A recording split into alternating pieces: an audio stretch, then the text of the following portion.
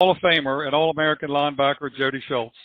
And you are listening to the Sports Objective Podcast, the unofficial podcast of the Pirates.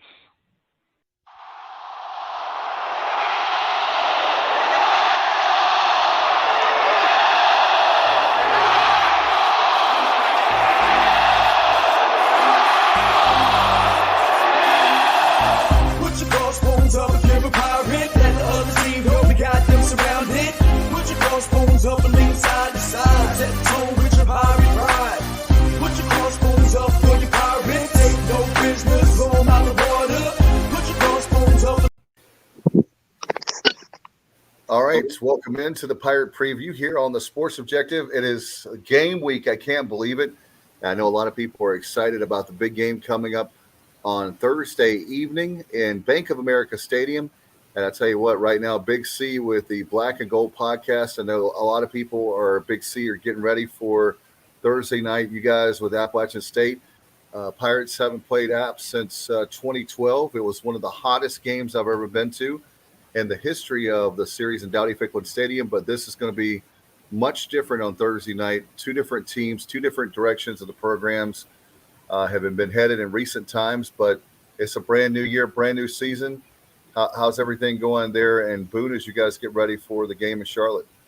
Well, first off, I'm glad to hear that someone else also thought that game in 2012 was one of the hottest games on earth, because we were hoping it just wasn't us. So it's good to hear that from some ECU fans. That was also a barn burner and very hot, because it was very rough. But everybody's doing good up here. Everyone up here is excited. Just kind of like Greenville, Boone's the same way, I think. Small town, everybody gathers around football season. Everybody gets excited. You can feel it in the air, and I think we're all just ready to, we'll do a little bit more talking here, but get the talking done and get the playing going on. No doubt, Big C. One of the things I think about App State is I was just thinking about video games, and it's amazing when you have a program rolling like Appalachian State. The best way I can describe Appalachian State is plug and play. You can put not just any coach, I'm not saying that, but plug and play. Coach, after there's been the third coach here in the FBS era of the program, and you guys are just rolling. I mean, I think, what was it, 9-3 last year? Is that right? Yeah, 9-3. That was our record. We played 11 games in the regular season and then won our bowl game. We lost one of those in the regular season due to just the way the pandemic really played out. But you're right. I mean, I think App is very fortunate that that they've had just that period of time where there was 3 coaches in 3 years, and it wasn't like someone had established themselves for a long time, then had someone leave after 2 or 3, and then had another guy come in for 2 or 3, because I think that's where you probably lose a lot of the chemistry in recruiting and all those things that go along with the relationships with the players and the coaches. And we're very fortunate that the middle guy, Elijah Drinkwitz, who is now with Missouri, he was just here for 1 year, and then we hired a guy who was basically on Scott Satterfield's staff, an alum, a former player.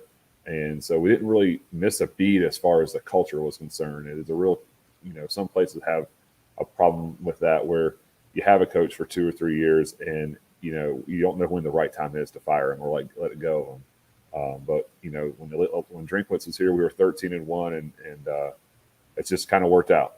We've been very fortunate. No doubt about it. And with the Pirates, and, I saw this, and it's hard to believe that I know that Appalachian State owns the series, but completely different era. So let me be careful on that. But I think the Pirates have won 6 straight.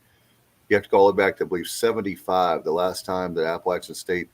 But the one thing that is that I want to remind Pirate fans is there's some Pirate fans that don't understand the programs, the 2 different programs. The Pirates have been going downhill the last handful of years, while Appalachian State, while we've gone downhill, you guys have, I think it's a bowl every single year.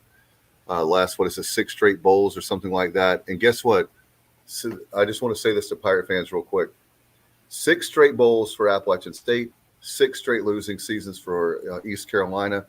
And if you don't think a coaching hire makes a big difference, or an AD hire, Textbook definition, look at East Carolina since 2013. And I don't want to rehash everything, but I just want people to understand the significance of the two programs and where we stand. And these first two games, you guys have East Carolina and then Miami.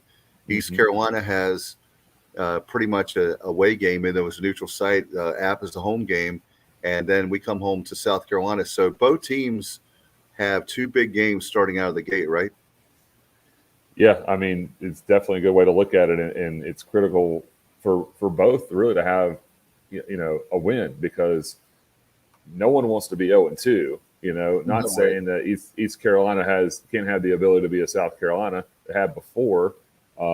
Certainly for App, Miami's a little bit of a taller task. They're currently nationally ranked, and this was our worst fear when we got this series going with Miami. We lucked out in 2017, I believe it was. Maybe it was 16 if I'm not mistaken. But they came to Boone. It was our first huge game as in FBS, where we hosted a team that was of the likes of Miami, and that's all you got to say is Miami football, and everybody knows what that is. And it was a wild day in Boone. We had a noon game. We hated that, but yeah, this will be our 8th season in FBS. Our first season we were not bowl eligible. They don't let you do that. You right. have that transition period. We still went 7-5 that year, even though we started off 1-5. So we won the last 6 games. We asked for a waiver to get into bowl, but it was declined. And then we've been to a bowl ever since, 4 conference titles in a row, and we've won them all. Now, Big C, I know when it comes to App State football, you're very much like I am with East Carolina. You followed the program for 3.5 decades. I mean, pretty much since you were long enough to remember games back in the mid-'80s. So just tell folks on what's the App State perspective as far as this series. I know Coach Clark loves it, and personally, I love seeing these two teams square off on a regular basis. Well, we were certainly thrilled to get this series back on, and when it was announced in early in 2017, and having the opportunity to go to Charlotte and play a game is certainly a big deal as well. You get to do something you haven't typically done. You play those neutral site games just in bowl games, and that's about the only opportunity you have. Yet those games are typically in December, tough time for people to travel. Unlike a situation where it's the first game, all the excitement is there, everybody's ready to get back and going, and you go to one of both schools' really largest alumni bases. I'm sure it's like that for ECU, where there's a lot of fans who are going to travel. There's a lot of fans that don't have to, and it makes it easy on them. So I'm certainly all about it. I don't look down on UNC Charlotte. I think that's a great series. I got a feeling there's some type of comparison there with some ECU fans toward App, and but I think it's great. I think in-state teams should play more often. It's certainly good for the state. It's good for the newspapers. They've got to love it. So I mean, why not? And the bragging rights is what this deal is all about. I mean, it's cool and all to beat up on the South Alabamas and the Texas States of the world, but we work with people who go to ECU, and you work with people that go to App, and vice versa. So everybody likes to talk about water cooler talk, and that's what college football is all about, is the fun in that. No question about it, and it's definitely bragging rights again. This series, some people, Big C, may not know, and but goes back to the SoCon days, and certainly conference championships for both programs. And this was a huge rivalry back in the Pat Dye era. I know, going way back before I was a Pirate fan, before I moved to Eastern North Carolina in 1985. But this is a big series. I think that you're exactly right. I think when you look at 7 Division I programs in North Carolina is one of the fastest growing states as far as population, top 10 population. You're getting better athletes now. I mean, you can just go on and on, East versus West. There's a lot of great storylines here, from the small and big storylines, but certainly a big game. And another thing too that I always brag about Appalachian State is your fan base is so passionate when it comes to football, like East Carolina. Why wouldn't you have this game? I mean, it just makes all the sense in the world. When for several years, and I think it's still true now, whenever we've had an opportunity to go to what we would call a money game, whether when we were in FCS or FBS, we always wanted to go. We'd sell out those tickets as fast as possible, and then we'd go ask for more. And I'm not saying we were selling out 500 tickets and 1,000. We would ask for as many as they'd give us, and then and then people would still find ways. And I think to an extent, Michigan kind of ruined that, because a lot of us went, and now because of that game, we don't want to miss the next one.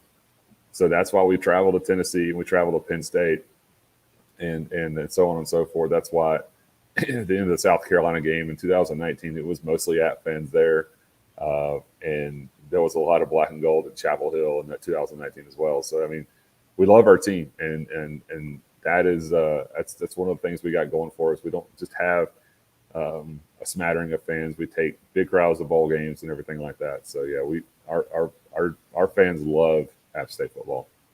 One of the questions I have, and obviously we're going to talk about the game, and we have, by the way, folks, we have the analyst for East Carolina football coming up. Kevin Monroe will be in the second part of our show. We appreciate Kev. He's in the green room right now. I know he saw his son play tonight. We'll ask him about how he did with the JV game coming up tonight. But when it comes to, obviously, Appalachian State, when it comes to East Carolina, I think you were talking about the, obviously, in-state rivalry. But I also think that in the big scheme of things when it comes to college football, I think they make I know Terry Holland, former athletic director, made the point of having Appalachian State on the same conference as East Carolina. It makes perfect sense. Do you get a feeling, I just want to ask you this with you guys, with App State, would App State move to the American, say that hypothetically, I know there's a hypothetical here, but we're talking heads at the moment, would App State be happy being in the American? You guys are great in the Sun Belt, but will you guys move to the American if the American gets rated by, say, the Big 12 or other conferences? I would have to think that if the American sent App State an invite, and that we would probably accept, but we would have some work to do. The budgets are certainly, what we've put in the athletics and what the American Conference has put in the athletics. There's certainly a gap there, but we were able to cover that gap when we went from FCS to the Sun Belt. We didn't jump into the Sun Belt with all these great resources. We weren't at the, towards the top as far as spending on athletics, but we got there. Right. We had the fan base to do it. And then once they saw what can happen off of this, it followed. Now, obviously, you get into a conference and payouts are different for NCAA, money, college football playoff money, and then, of course, television rights and all that. And that would certainly help. But we'd have to do a little bit to cover that. Now, would we want to be in a conference with ECU? I think absolutely, 100%.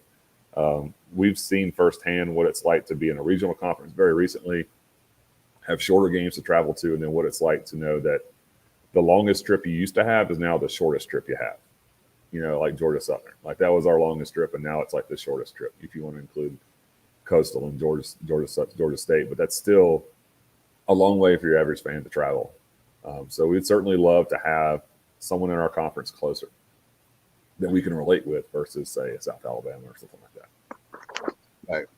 Kind of shifting and taking a look at the game on the field, Big C. Obviously, this game opened with App State as a 14 and a half point favorite. And last I saw it was right around 10 and a half. Mm-hmm. So a clear-cut favorite. You return essentially everything. You do lose your quarterback in Zach Thomas, but you obviously have Bryce coming in from Duke, who began his career at Clemson. So just give Pirate Nation, let's start with the offensive side. You have a stable of running backs, and obviously down through the years, this is a program that's prided itself on a tremendous ground attack. Yeah, we start the running backs. Cam Peoples is a junior.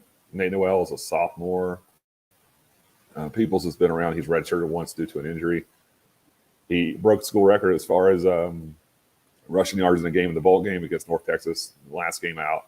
That's garnered him kind of a lot of attention, but we feel like that Nate Noel is also right there. We probably have like a 1A, 1B. We probably don't have a starting running back because they're both very good and they'll both get action. Our top four receivers are all super seniors. They've been there and they've done that. They've contributed at all levels. Chase Price is obviously new, but he was here in the spring. Offensive coordinator Frank Ponce, who was here during the Satterfield days, left to Louisville for a couple of years and came back now. He's a sole offensive coordinator. He's been here since the spring, so they've had some time to mesh. Our offensive line, we not to say we shuffled, but we graduated a lot of good players. But we've moved some guys around. But at App, Dave was mentioning this earlier, plug and play. We our offensive line is our bread and butter. It's not going to be bad. We're not going to let it be bad. Sean Clark won't let it be bad. So we're going to be good there. It's just a matter of in-game chemistry to me. Is how does practice transfer to the game, and how quickly we adapt to that.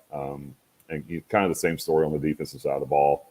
A lot of the same faces. I think we replaced one corner who was an NFL draft pick who's with the Packers and made the 53-man cut, and then a couple safeties who have had significant playing time over their careers. Our linebackers are all incredible, and then our defensive line won't. You look at them, those three, they won't scare you, but they play hard and they play tough, and that's just kind of their MO.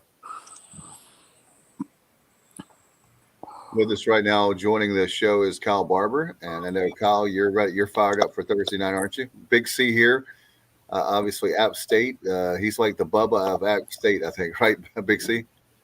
That's what I've been told. I believe it. The Bubba of App State. All right. But Big C, I appreciate you coming on the show here. I kind of got a thing for arriving late, so it's my gimmick.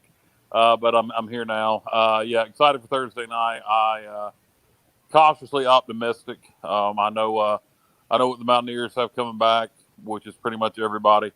Coach Houston alluded to, when he first got the job here, looking at future schedules and kind of looking at rosters and thinking to himself, well, we maybe catching App at the right time because they're going to be young when we play them, and then COVID happened, and you got a bunch of super seniors versus having a young football team. So, you guys are probably one of the most experienced teams in the country when you really look at it, particularly with your starters. How much depth? Obviously, your starters a lot of experience, but on your two deep and beyond, is it senior and junior laden, or at what point do you start getting into some young guys? Well, it's pretty quick, honestly, because we have so many seniors, and we've been fortunate enough to redshirt guys. So it's hard to look at a roster card anymore and just look and see freshman, sophomore, junior, senior. You really got to look and see how many letters they got, and we've got that. I mean, our all of our backup wide receivers, the next five, I guess you would say, after the top four super seniors are certainly have the caliber to play in our conference right now. But I just got people in front of them. We're deep at running back. You got a super senior backup quarterback. Probably the defense is where we're going to be thinner, but we rotate on the defensive line. We've got a senior at I think two of the linebacker positions. We like to get freshmen playing time, but only if they're going to really contribute. So in any given year, you're going to have maybe one or two true freshmen getting significant playing time for App. We really, really focus on getting to campus, getting big, going to class, learning how to be a student first, and then becoming an athlete second. Big C, I wanted to ask you with Boone right now, what's the atmosphere like as far as the excitement build up with being game week? Have you heard as far as students, obviously the alumni? How is it? I know this is a big game, but how is it from your perspective there in Boone this week?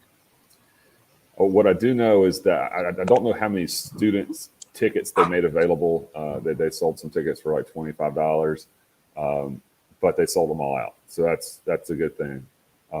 Obviously, we live in it's a very tight town, and so everybody kind of lives on top of each other. It's tough. It's tough for I guess because we've never had a neutral site game before to kind of understand how important this is. We usually open up with somebody big, like a Power Five, the likes from the SEC or whatever, and people will certainly talk about that and go to those type of games. And this seems like it's a little bit different to an extent, but at the same time, with COVID still lingering, I think it maybe kind of dampens that a little bit. But at the same time, I expect every place in town to have the game on and all that good stuff.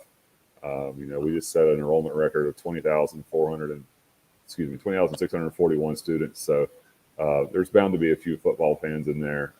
And regularly during our home games, we've got 7,500 to 9,000 students who come to home games. So it's a big part of what they do in Boone. Yeah, but any Pirate players that happen to be watching, just if you need any motivation, they normally open up with somebody big. Right.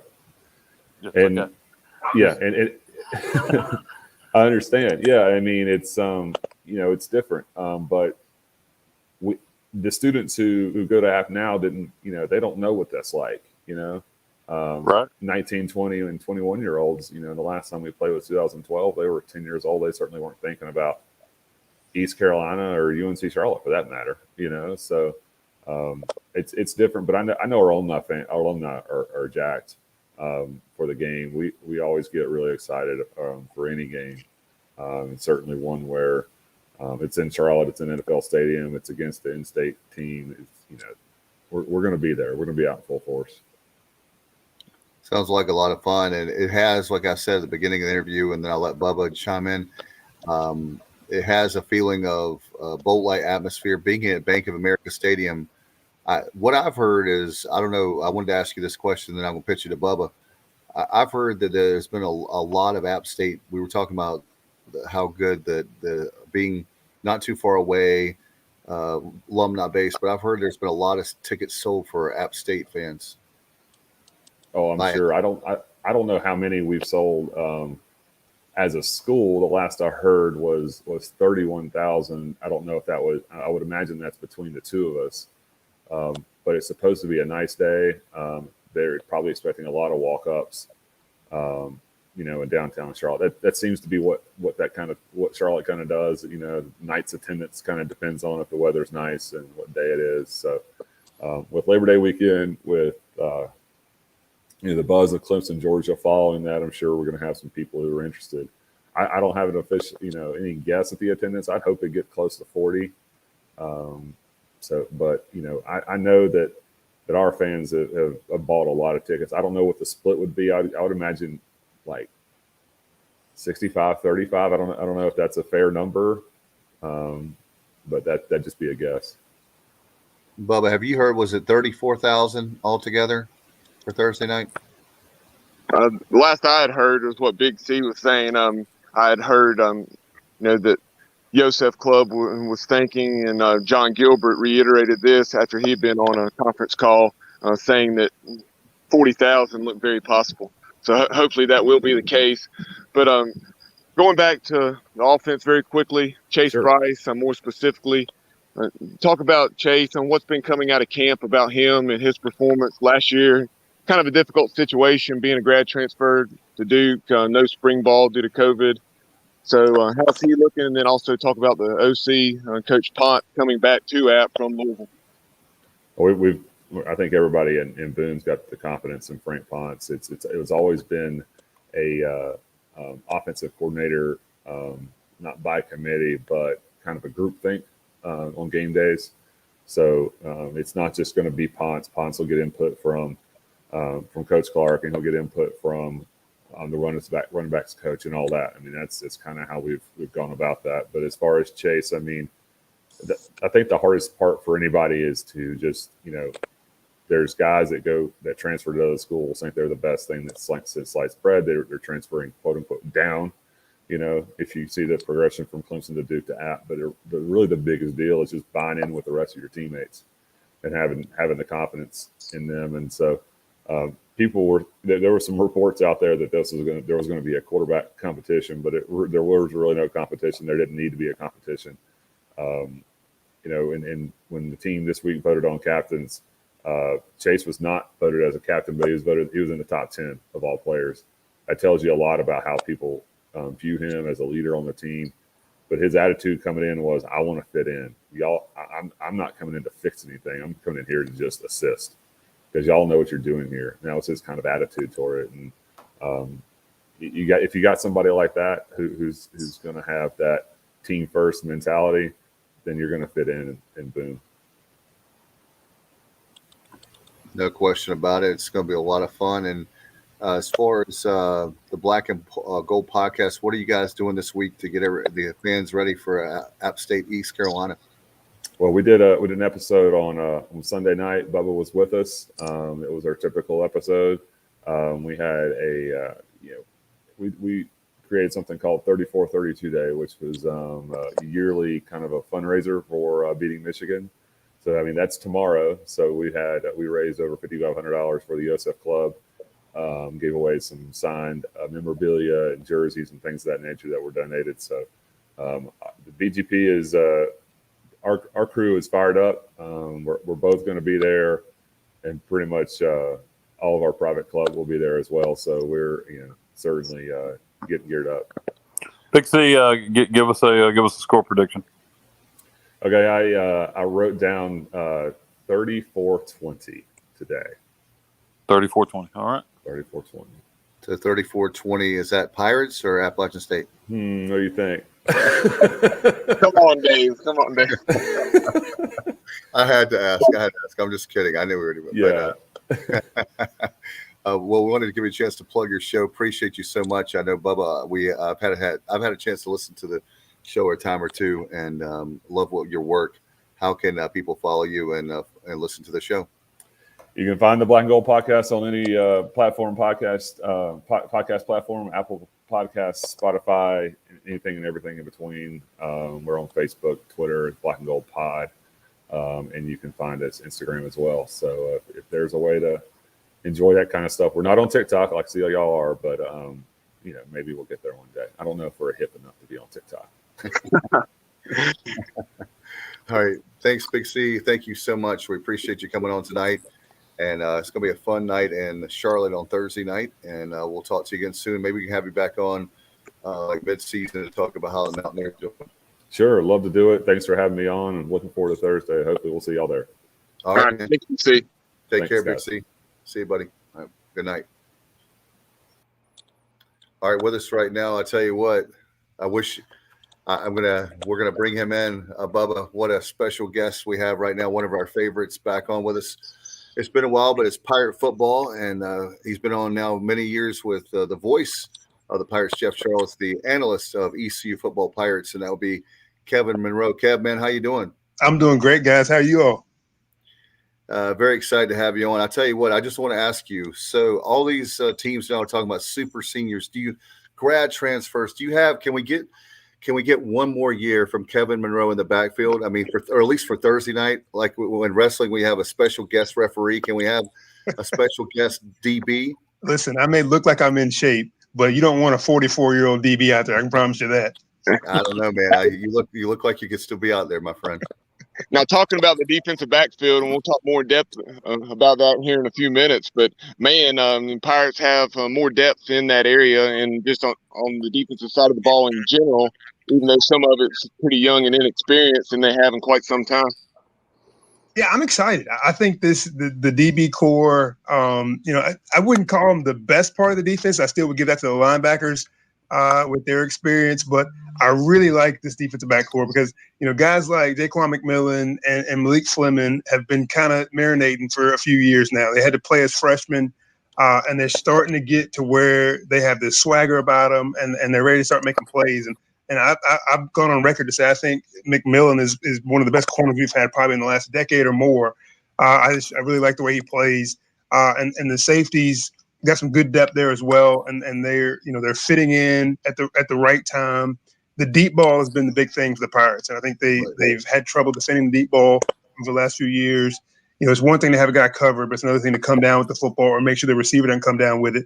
And so I think they've worked on that a lot in the offseason, and I expect to see some guys, pick some passes off. But I'm excited about the defense backfield and some of the young guys, some of the guys that transferred in, getting an opportunity to play. We've seen guys like Dorso and like that, and players like that come in and make instant impacts.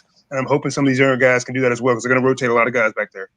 Kevin, we've been so bad so long now.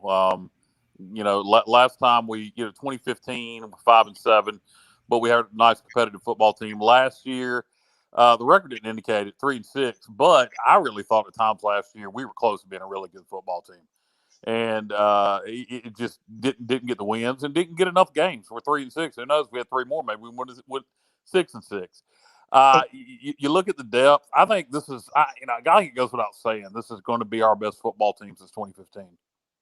Yeah, I don't think there's any question, and I don't think App fans really have really followed the Pirates. They've just seen the scores, they've seen the records over the last few years, and they don't know what they're getting into. I've sensed a lot of very, I don't want to say arrogant, but very cocky App State fans, and Did you happen to see our last interview?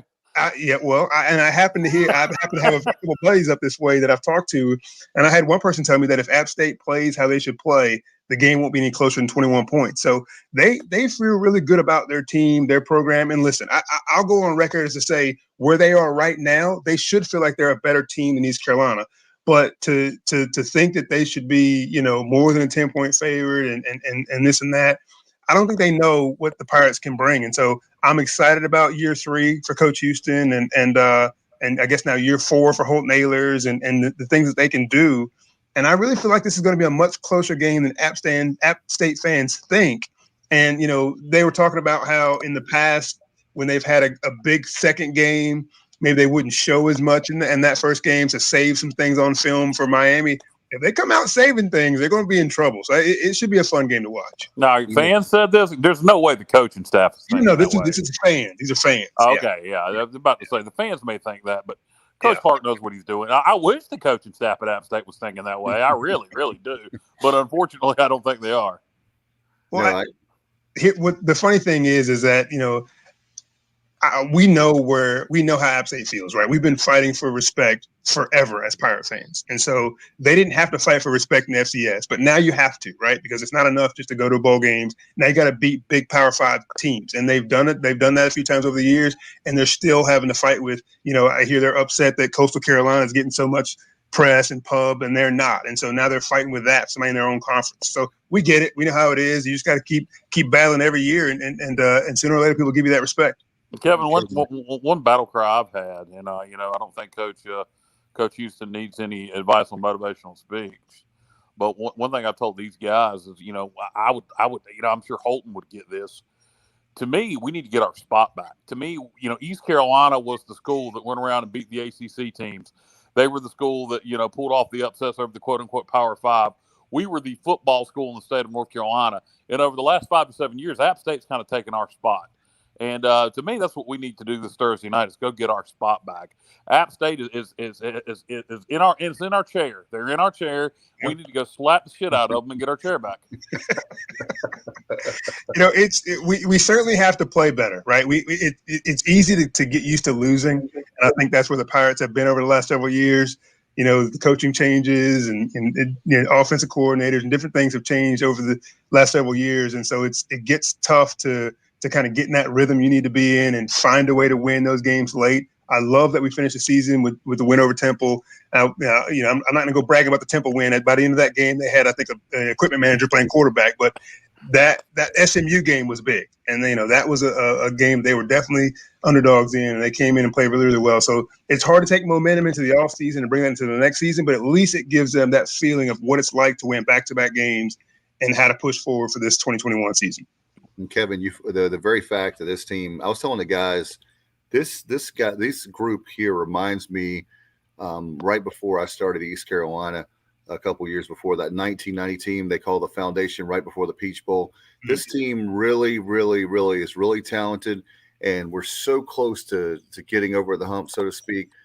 We saw flashes last year where now finally I remember listening to you and Jeff for so many games, and I could tell the hurt and the anger in your voice. And I know you try to be professional, obviously, but I could tell how much it hurt you as a former player.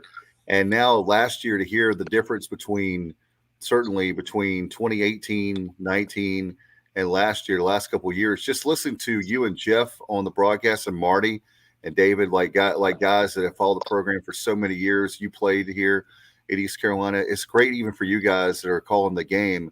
I mean, I know it's got that 2017 Memphis game I talk about all the time that made me so angry.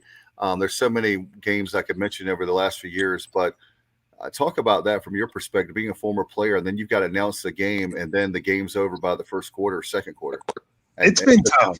It's been really tough, being in the broadcast booth, and Jeff, the great thing about Jeff is, he didn't go to East Carolina, right? And so he's always been as objective as he can be on the air, and I learned everything I could from him. And so even coming in as a former player, I just always learned to like never get too up, never get too down. I just try to pretend like if I'm an App State fan and I'm watching the game, and I stand to listen to Kevin and Jeff. And so we try to stay where we're even keel. We obviously want to get excited about plays that the Pirates make, but we don't go overboard like some other stations do. And so being in the booth and having to grit my teeth when Memphis puts up 50 points on us or Navy puts up 70 points on us or whatever, it's been tough. And I know that we've been the giant killer before, as you guys just said, and so we know how to go in and beat these teams. We should be able to play with anybody in the country. Maybe there's a gap between the SEC and the Pirates right now, but we were at a point where we could play with anybody in the country and it be a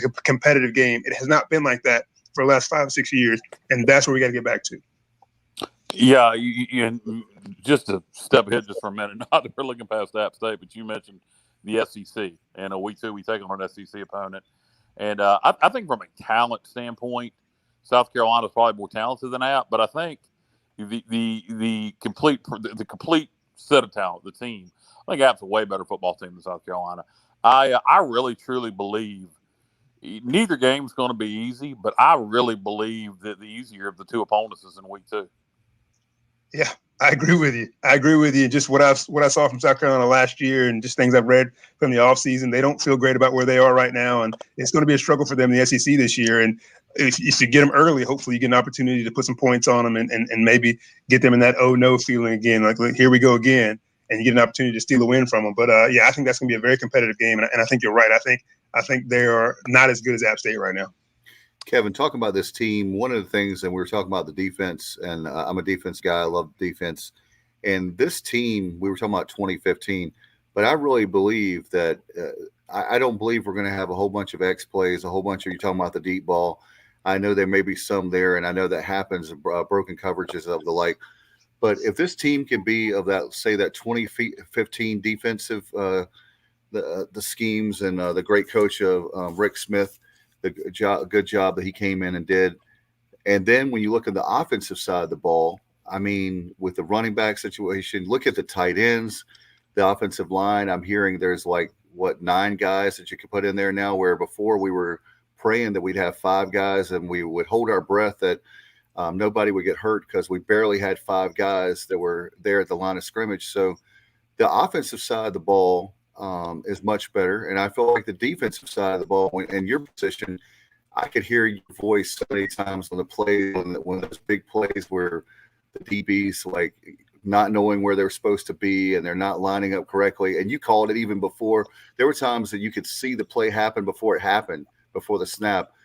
You got to be happy with your defense this year that they're not going to be a joke anymore. And I'm sorry, with all due respect to previous seasons, but this year I think they're going to be extremely competitive and they're going to be going after that football.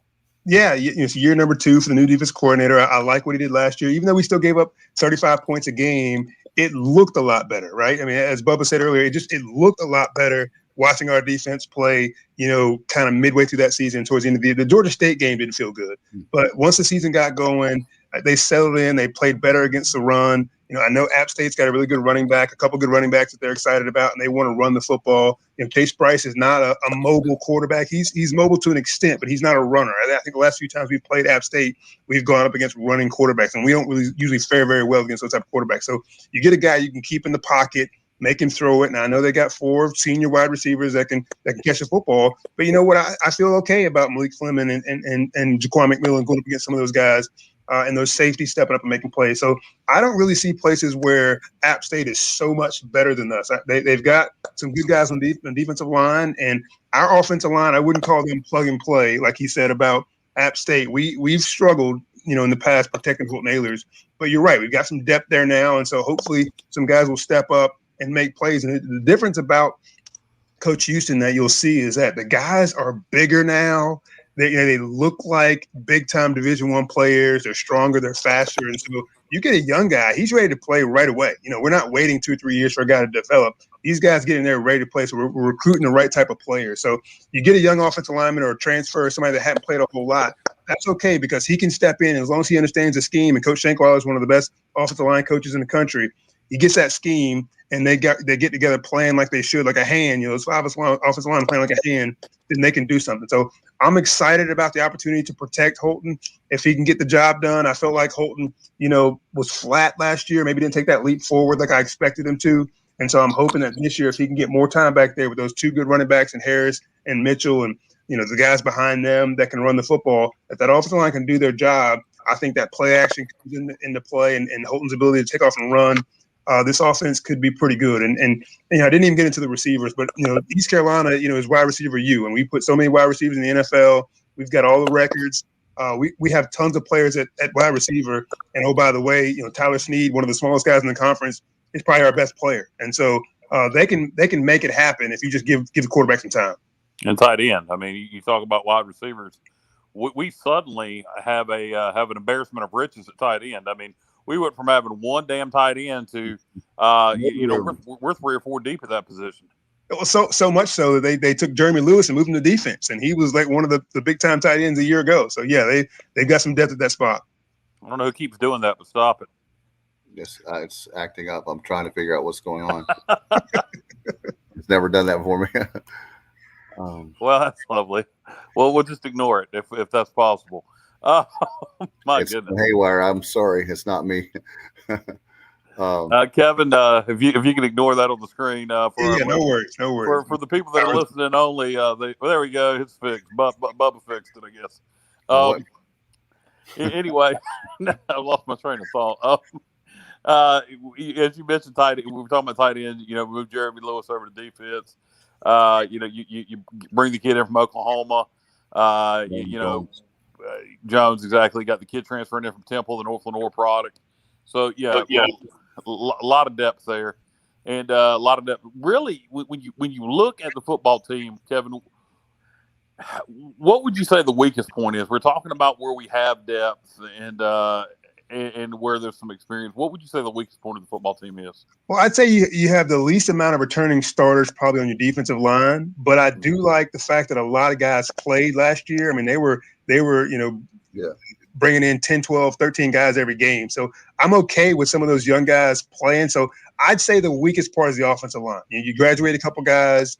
You're trying to move in some new guys. You're moving guys from center to guard and different. So I need to see those guys play together to see what kind of togetherness they have, what kind of chemistry they have in that first game or two to be able to tell. But from the outside looking in right now, I say offensive line, but defensive line is right behind them just in the fact that there's just not a lot of depth in terms of returning starters. There's tons of depth of players, but not guys that have started a bunch of games. But I'm excited about the defensive line. So I don't want that to be a negative. I'd have to say offensive line in terms of weakness. Gotcha. Kevin, one of the players, and he was alluding to it, Kyle was just there. I tell you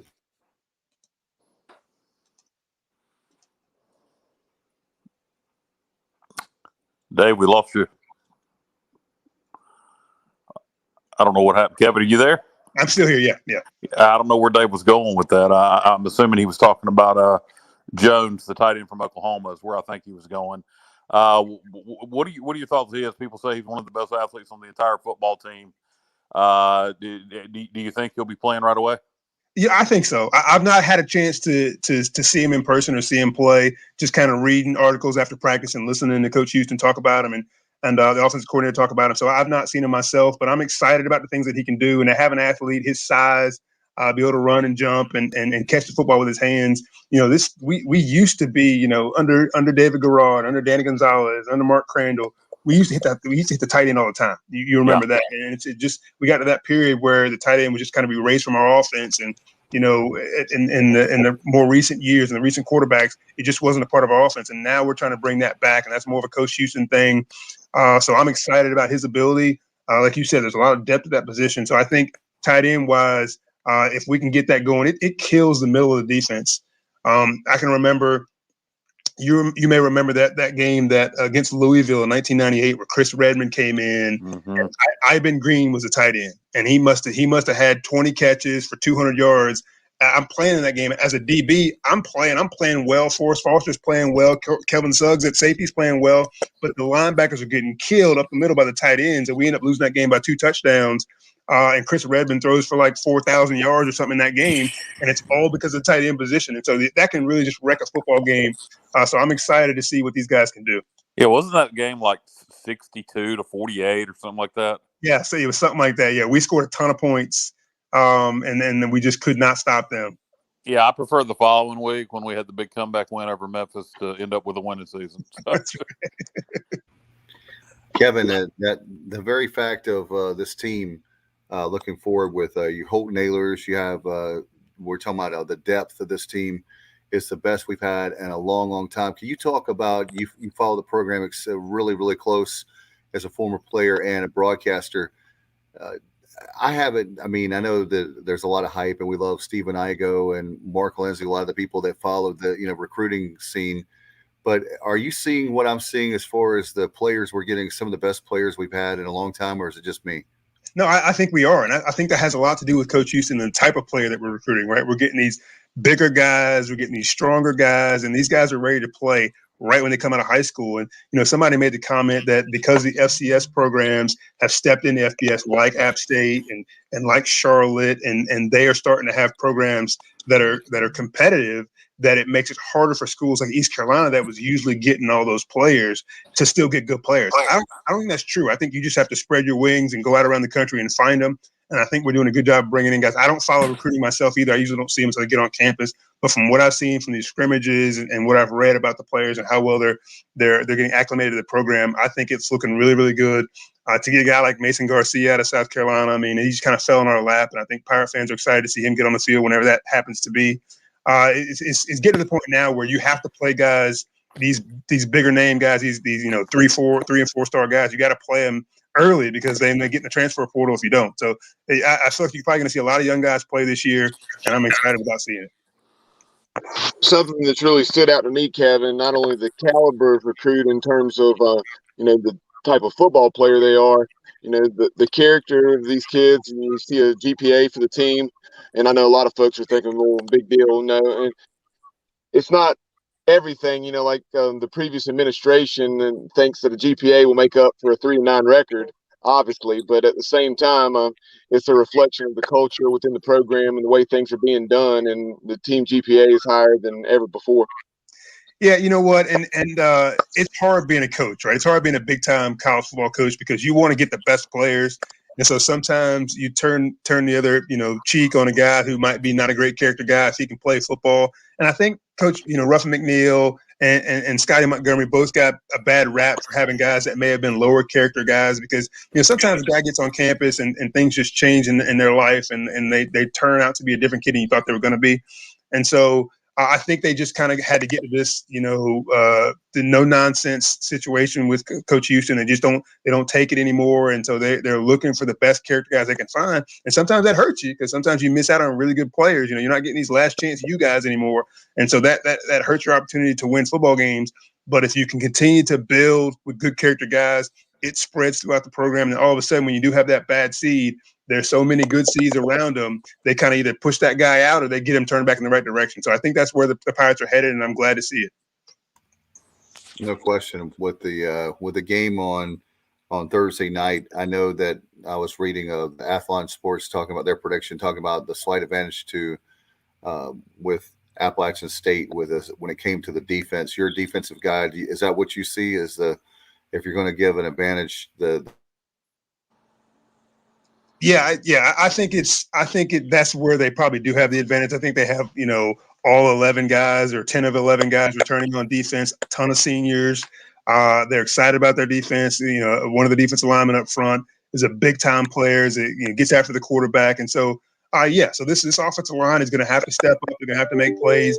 App is fast. They're athletic. They may not be as big as the Pirates across their roster. But that don't always matter. Some of the better players are smaller guys that are quick and strong. And so, I think they probably have the edge defensively, but that's why the Pirates have to spread them out, run the football, slow down that rush, and then find a way to get some play action to hurt them.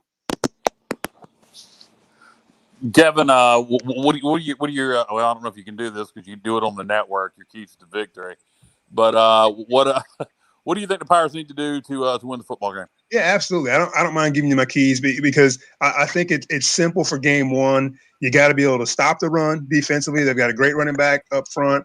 That's what they want to do, is get into this game and establish a run. If they can get up on us a touchdown or two just running the football, they're going to stick with it. So the Pirates have to play well up front in the trenches, defensively in the defensive line and linebackers. And then offensively, same thing. You got to be able to establish a run. I mean, to say you have Harris and Mitchell, if you can't open up holes and you can't get those guys loose, it means nothing. So being able to stop the run on defense, establish the run on offense so that you can open up the passing game downfield.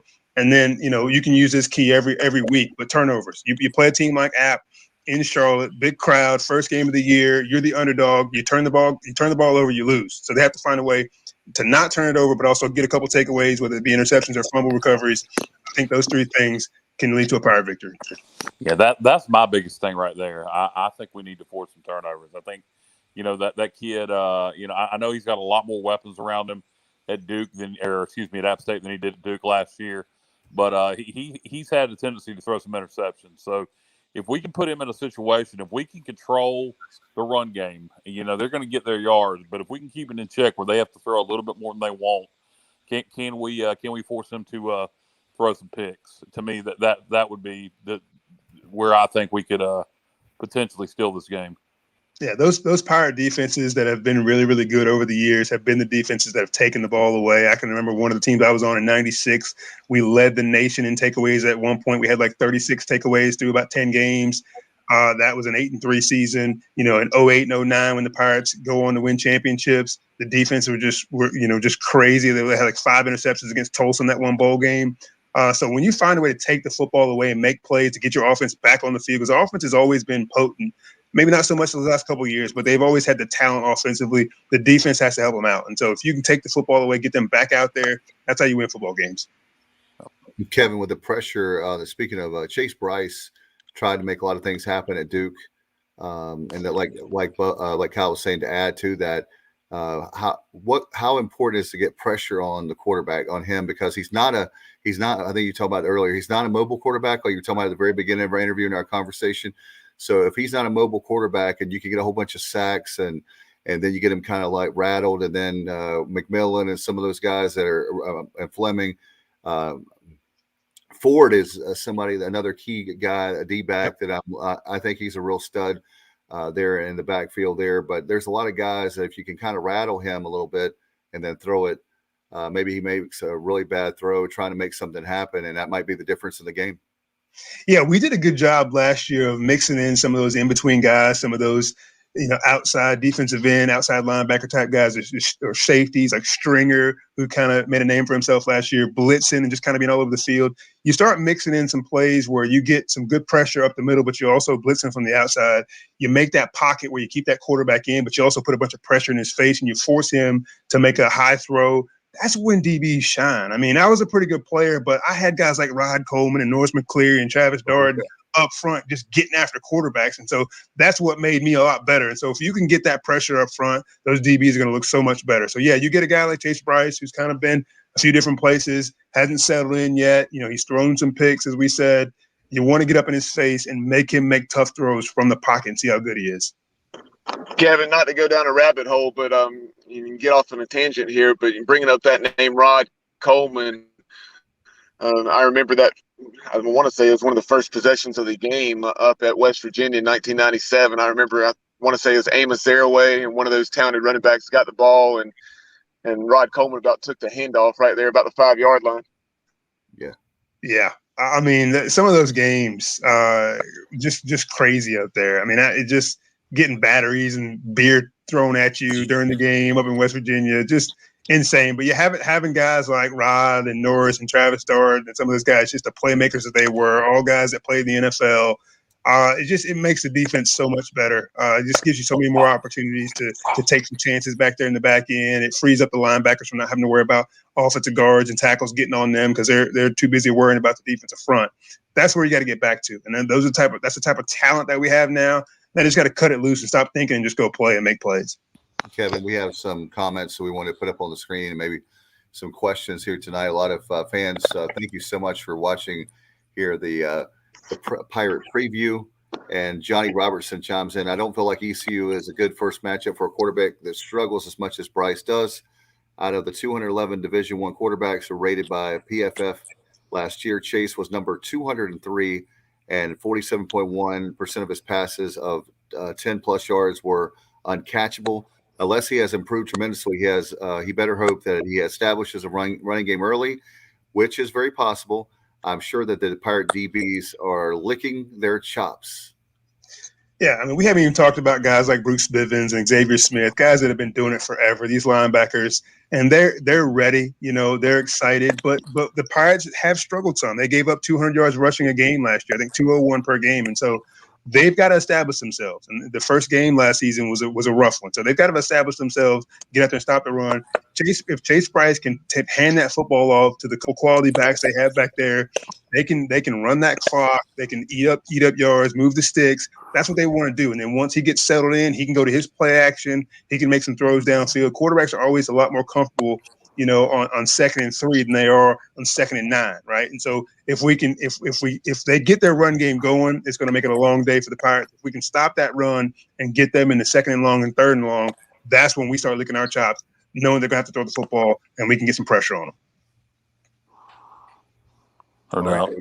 We got some more comments here. In fact, Brad Williams says, "Go Pirates." So thank you very much, Brad, for tuning in. Another comment from Johnny. He says, "Although not likely, I feel that a 5-0 start is not out of the question. There are things that work in the Pirates' favor in every one of those games." So I hope you're right, Johnny. I don't see 5-0, but I hope you're right. I hope we're 12-0. That would be great. I just don't see it happen this year. What about you, Kev? No, I don't. I'd love for us to get bowl eligible. I don't see us getting off to a start like that. We're gonna take some lumps, but I just want to see us competitive in every game. Kevin, I'll tell you what I hate. If we upset Appalachian State and we upset South Carolina, we're 2-0. We got to go on the road and play Marshall. If we lose to Appalachian State and we lose to South Carolina and we desperately need a win, we got to go on the road and play Marshall. Yeah. I hate where that game lands. Yeah, I mean, these first two, they're just, you can win both, but you can lose both. And I heard Big C talk about neither team wants to start off 0-2. That's exactly right. I don't care who you're playing, you want to start off 0-2. So you got to have a good showing.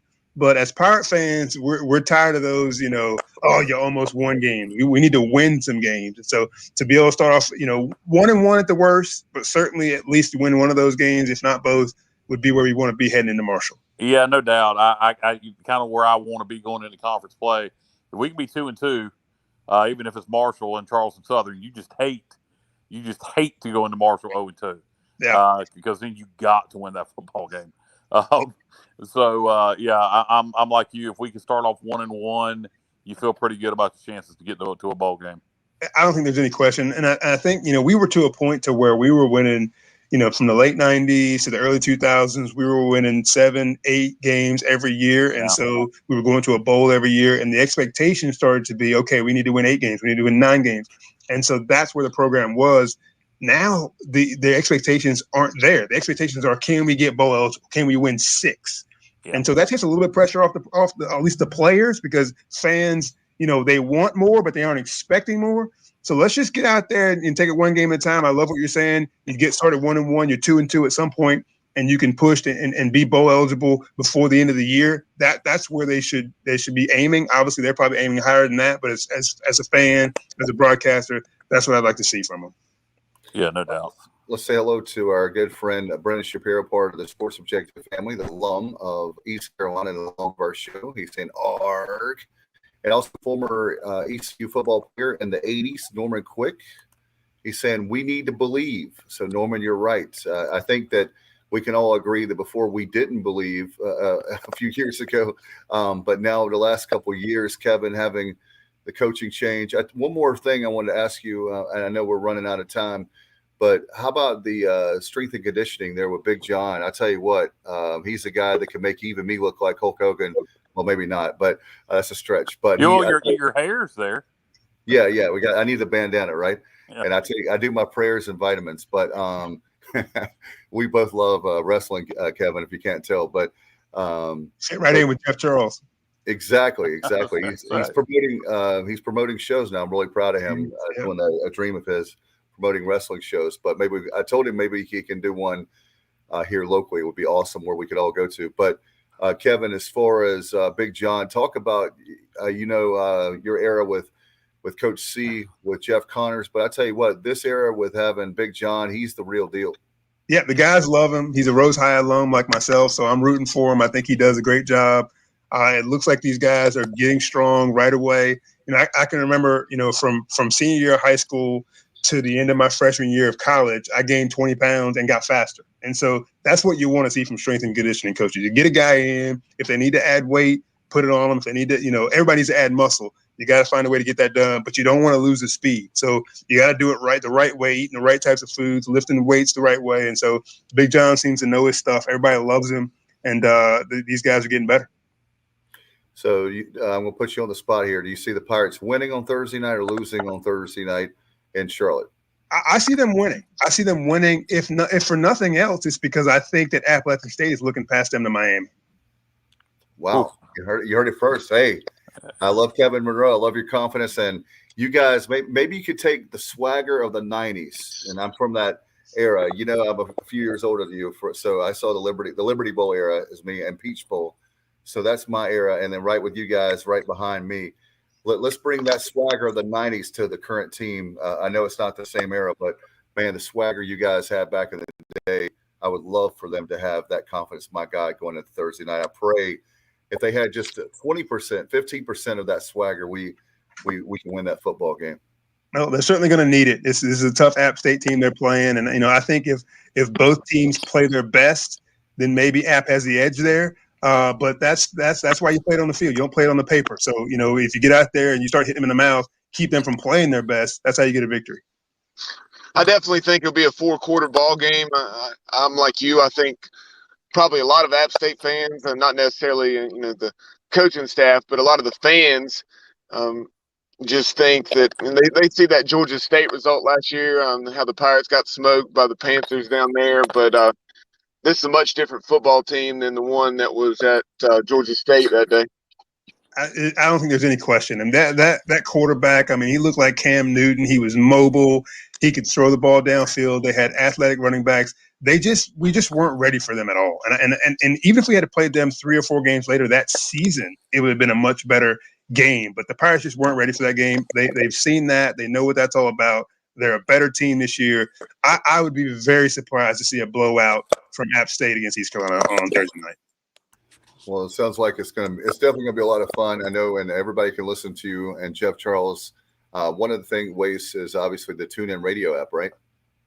Yes. TuneIn Radio, and then obviously check your local stations for wherever IMG and the Pirate Radio has their games. But we're excited. We'll be ready to go. This will be our first road trip in almost 2 years, right? Because we didn't travel any games last year. So we're excited to get on the road and be in Charlotte and get back in the atmosphere. Kevin, we're looking forward to it, and I'm still going to I'm going to apply to the the NCAA, and ask them if they have another year for you. We'd love to have you in, maybe the UCF game or one of the games, or the Thanksgiving weekend Cincinnati game at home would be great. Yeah, I'll just stay behind the microphone if you don't mind. All right, man. Have a good one. We appreciate you so much. Have a great call on Thursday night. Look forward to listening to you and Jeff and Marty and David this season. Thank you guys for having me. It's always a lot of fun. All right, man. Take care. All right. Appreciate Kevin very much there, guys. And I tell you what, very excited. You guys have anything before we go? It's going to be a great atmosphere on Thursday night. Cannot wait. For sure. I wanted to see if Bubba could leave and come back one more time. Well, I think we do it for me, Bubba. Hey, if you were going through what I'm going through on this end, as far as the audio and yeah, I had no other choice. It would be wonderful. I love it. Thank you, StreamYard. Yes. Yeah, there's some problem. There's some technical difficulties there going on tonight. Unfortunately, to say the very least. Hey, let's give a score in our to steal from Kevin Monroe's keys to victories. Dave, you want to go first? You said score? Yeah, predict the score and keeps the victory. Yeah. All right, so I'm going. Score? Pirates. What's the score? Yeah, I thought I heard you right. I'm going Pirates 31, and I think 31-27. Holton Ahlers has a late comeback in the fourth quarter. They win the game, 31-27. I see a big day for my key is I'm looking at Ryan Jones. I think just listening to the coaches, I think there's something special there. And I don't know anything, obviously, because I'm not there every day, but just listening to the coaches, listening to the fall camp he had, I'm looking for a big game from him. And, of course, our running backs, the law firm of Harris and Mitchell. I love those guys. I think they're amazing. And I think Holton's going to have a big day. And I don't think our defense is bad as what Appalachian State fans or other people may think. And so when you put those two together, I think it's going to be 31 Pirates, 27 App State. Bubba, what you got? Or I'll go if you can't go right now. I'm going to give you a key. My key for us winning. We got to establish the run, and on the defensive side of the ball, we got to limit their ability to run and force them to throw the football. That kid needs to show that he can. You know, I know he's got a big arm. I know he was highly recruited, but he's turned the ball over a lot to this point. We need to make him beat us, and maybe he can do it. He's got an offensive line and some experienced receivers. But I'd load the box and take the run away first and make him beat us and force some turnovers. To me, if you can get that kid to rattled early, if you can get in his head early, if you can get an early pick or two, we can really have a chance to win the ball game. That said, I'm going to go Appalachian State 28, East Carolina 21. I think we come up a little bit short, unfortunately, and the Mountaineers get the victory. And nothing to get down about. I think App may go undefeated this year. But unfortunately, I'm going to take the Mountaineers 28-21, and I pray to God I am wrong. And I'm eating crow and all that good stuff. How about you, Bubba? What do you think? I really don't have a score. I think it'll be a 4-quarter ball game, very much like Kyle and kind of what Kevin Monroe was saying. My big thing is this. We're definitely heading in the right direction. I really think that we'll push for a bowl game this year. I just wonder, with so many experienced players back for App, just if it is a close game and a lot of our guys, playing in this type of atmosphere for the first time, not Holton, but some of the others, hopefully we can make those plays against the team that's had so much success. And I would not be surprised to see it go either way. I think it'll be a 4-quarter football game. Kevin made an interesting point. He thinks they're going to be looking ahead to Miami. I question. I don't know that I agree with that. I was a little surprised to hear Kevin say that because just based on the way this program has been so consistent, you don't have that type of consistency looking ahead, much less against an in-state opponent like East Carolina or when they played North Carolina a couple years ago. I really think, this is the game, and they'll be ready for it. If East Carolina wins, it will not be because the Mountaineers were taking it for granted. Bubba, I tended to would tend to agree with you, but then I hear nothing against the guy, the Big C. He seemed just extremely confident, which he should be. But he said we're used to opening up with a big opponent, and that just made me scratch my head a little bit. That those words came out of his mouth. So who knows? The coaches can say it all they want, but you're a product of your environment, and if you're hearing your fan base say crap like that, who knows what's going through your head come kickoff time? Hey, Cal, I took it as a compliment because we are big time. So, big time. No, he said we're used to opening up with a big opponent. I know. I'm joking. And I know playing that we're not. I know that, but we are big time, and the only way that you're going to be big time is to beat big time, and that's what we like Ric Flair, right? So, by the way, we've got a fan here putting in a prediction on YouTube. David Eckberg says Pirates 38, App State 24. So, wow, David, if you're right, I will. I hope you are right. Yeah, I hope you're right too. Save his name if he's right. If he gets that score right, if we win 38-24, what was that score he had? I'm going to send him something. So save his name. Okay.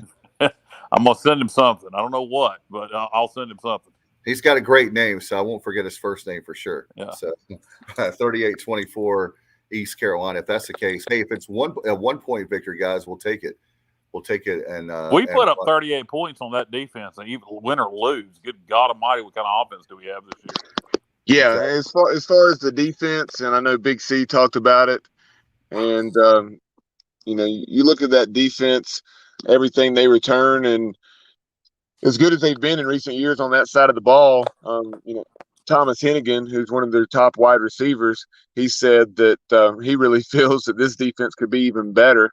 And who knows, they may be. But I agree with you. If the Pirate offense comes out and has a very good night, that's an extremely encouraging sign moving forward. Because, you look at it last year when they did lose to Marshall, and that game probably wasn't quite as close as the 17-7 score would indicate. Marshall kind of had their way at a lot of times in that game, and there were some times that App State missed out on some red zone opportunities, but they really stifled the run game and then the passing game with former quarterback Zach Thomas and crew. With Corey Sutton opting out of last year, they really couldn't get the passing game going. So very interested to see those play action passes, the deep balls down the field early on, see how we hold up against those, because we've heard a lot about our secondary. Hopefully we'll come out and live up to that early, and then if you do give up a big play, we'll be able to flush it and continue to play good football moving forward. No doubt. We have some more comments, people chiming in. We'll see if we can get those up here, and if you have a comment on you can put up on YouTube, Facebook, or obviously Twitter. Christian Kennicott, he says, does Snead score Thursday? Does he score twice? How much better is the O-line this year compared to last year? Take it away, guys. You hope Snead scores. If he doesn't, that's probably not good for our team, because he's going to get the ball in his hands multiple times at receiver and on special teams. So yeah, I would say Snead scores. The O-line, Kevin alluded to it, we do lose a couple of starters. I think we're going to have a lot more depth on the O-line. Yep. So to me, the O-line's improved. I know Kevin, in his opinion, it was a big question. Well, the biggest question mark on the team because of losing a couple of guys off the O-line. I look at it, I think it'll be improved just because of depth. I think there's a lot of guys we can rotate in and out. So if somebody gets hurt, I don't think there's a lot of drop-off. In terms of how much it's improved, I don't know. But I do think overall the O-line will be improved, yeah. No question about it. You guys have anything before we get out of here? Yeah, the offensive line's definitely improved. You heard what Coach Shank said. Last year against Georgia State, it was, guys were starting at positions they had never played in their lives. And then this year, you have 8 guys that have started games, most of them multiple games. Yep. And then you have 11 guys that have played in games at the FBS level. So got to feel great about, even though they're not where they're going to be and where they need to be long term, they're definitely a lot closer to that than they have been in several years, going back to the Ruffin McNeil era. Yeah, the only thing I would say, Dave, here as we wind us down, if we lose Thursday night, unless we just play awful, everybody needs to keep their heads up. This is a great Appalachian State football team, and stay focused. The Gamecocks are week 2, and that's a big-time SEC program. But it's a game that, again, I think we can win. Not that I'm throwing in the towel for App State. I'm just saying, if it don't go our way, keep your heads up. And some interesting news coming out of Columbia today. They are starting their former GA, graduate assistant coach at quarterback this weekend. He had 1 year of eligibility left because of COVID. Transferred in from North Dakota State. And he is starting for them against Eastern Illinois, as their projected starter is injured. Shane Beamer said that kid, Bob, I don't know if you have their projected starter's name, but he may be ready for East Carolina. So it'll be interesting to see who plays quarterback against us in 2 weeks. The guy that's starting against Eastern Illinois that you referenced, that had played at Iowa State and then also been a backup at North Dakota State, and that's Zeb Nolan. But then the guy that you were referenced, gosh, you made me draw a blank on it here now. Let's see. but he was the top quarterback coming out of the state of South Carolina in the same year that Mason Garcia was coming out, if I'm not mistaken. And he has not played for the Gamecocks. And his name, and that is Luke Dodie. Did Dodie play any last year? Sparingly. I think maybe he's a pretty good runner. I want to say, I know he threw the ball some as well, but kind of like Holton was early on in his freshman year before he became the full-time starter. I think he was kind of using that role, some running packages and so forth. So that'll be interesting to see. Not that we want to look ahead, but if he's starting against us, you kind of in the back of your head kind of hope he doesn't. You kind of hope he, you get Zeb to start again, but at the same time, that'll be that kid's first true start on the road against East Carolina. So anyway, we'll burn that bridge when he gets here. No doubt, guys. It's going to be a lot of fun. And by the way, before we go, I want to remind everybody, Bubba, I believe on Thursday night we'll have the Pirate playback. Yeah, the kickoff for Thursday's 7:30. So, with it being an ESPNU ball game, odds are it's going to last to at least about 11 o'clock, if not longer. So sometime 30 to 45 minutes after the game, once my party and I have had the opportunity to get in the car and get on the road, we'll have our Pirate football playback, our season debut. We'll reflect on the game, maybe have some brief video for Pirate fans who were unable to make it down to Charlotte, and let you see firsthand what it was like from some of us who are in attendance. No doubt. And our new colleague, Alan Thomas, joining us, former Greenville mayor, will be with us on Thursday night. So he'll be, I know, in attendance at that game at Bank of America Stadium. Guys, looking forward to it. Thanks to our great guests, Big C and Kevin Monroe. Thank you guys very much. Kyle Barber, Bubba Rosenbaum. Appreciate it very much. We're going to get out of here. Until next time, you've been watching the Pirate Preview, and we'll see you Thursday night after the game right here on the Sports Objective. Good night, everybody, and go Pirates.